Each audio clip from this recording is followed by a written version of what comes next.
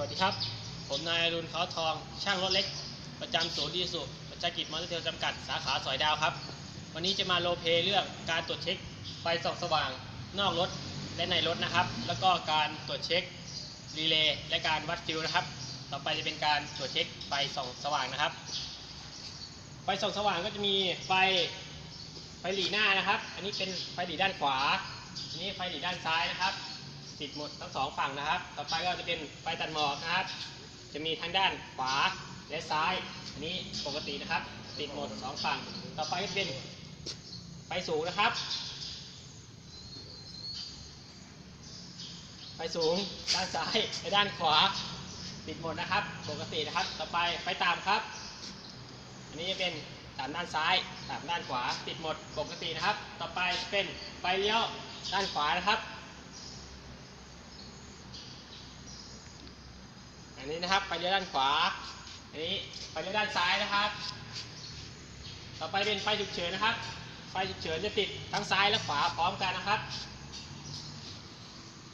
แล้วก็ไฟเลี้ยวและไฟฉุกเฉินจะติดทุกครั้งที่เปิดนะครับจะมีทั้งซ้ายและขวานะครับบางรุ่นก็จะเป็นตรงแก้มรถนะครับต่อไปจะเป็นการตรวจเช็คด้านหลังนะครับ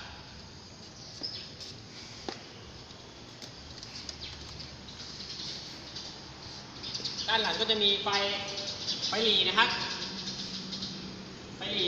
ด้านซ้ายและขวาอันนี้ติดปกตินะครับต่อไปเป็นการตรวจเช็คไฟเบรกนะครับเบรกเมื่อทำการเบรกนะครับไฟเบรกจะสว่างขึ้นมาทั้งซ้ายและขวานะครับไฟหลีจะต่ำลงนะครับต่อไปเป็นไฟฉุกเฉินครับไฟฉุกเฉินซ้ายและขวานะครับต่อไปเป็นการตรวจเช็คไฟเลี้ยวนะครับไฟเลี้ยวซ้ายครับนี่ไฟเลี้ยวซ้ายครับต้องติดข้างเดียวนะครับต่อไปไฟเลี้ยวขวานะครับก็ต้องติดข้างเดียวเหมือนกันนะครับต่อไปไฟถอยครับไฟถอยต้องติดสองข้างนะครับแล้วก็จะเป็นไฟสองป้ายนะครับอันนี้ก็จะเป็น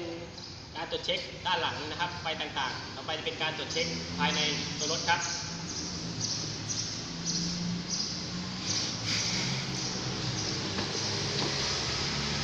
ในตัวรถก็นะครับก็จะมีไฟแผนที่นะครับที่อยู่ด้านหน้านะครับด้านหลังจะเป็นไฟส่องสว่างในเก่งนะครับจะมีทั้งหมด2จุดนะครับต่อไปก็จะเป็นการตรวจเช็คและวัด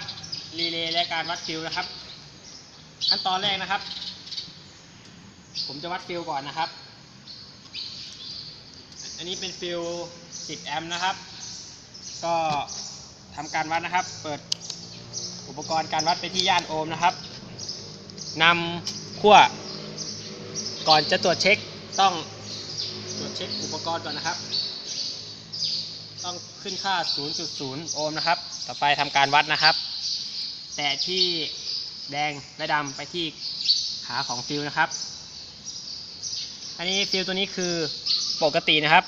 คือมีค่าความต้านทานคือ 0.0 โอห์มนะครับถ้าฟิลขาดก็จะขึ้นค่า OL แบบนี้นะครับ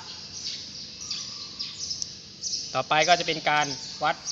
รีเลย์ครับรีเลย์ก็จะมีรีเลย์4ขา5ขานะครับแต่อันนี้เป็นรีเลย์4ขาอันนี้ก็รีเลย์ตัวนี้สามารถดูได้ข้าง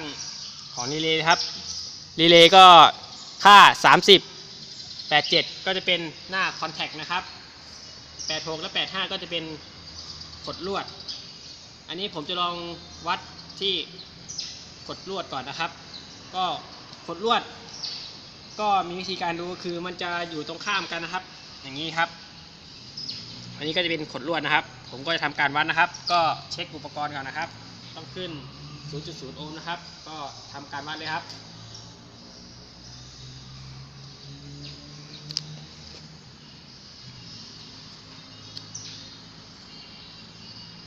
อันนี้ก็มีความต้านทานที่ 103.2 นะครับนี่ก็คือขดลวดไม่ขาดนะครับต่อไปก็จะเป็นการวัดหน้าคอนแทคครับหน้าคอนแทคคือต้องมีไฟป้อนเข้าไปที่ขั้ว 85 และ 86 นะครับถึงแล้วก็จะเกิดสนามแม่เหล็กและทำให้หน้าคอนแทคติดกันนะครับถึงวัดไปตอนนี้ก็จะไม่มีค่าความต้านทานขึ้นนะครับเพราะหน้าคอนแทคไม่ได้ต่อกันนะครับผมก็จะลองวัดดูนะครับก็จะขึ้น OL นะครับเพราะไม่มีไฟป้อนไปที่หน้าคอนแทคนะครับลวดอันนี้นะครับ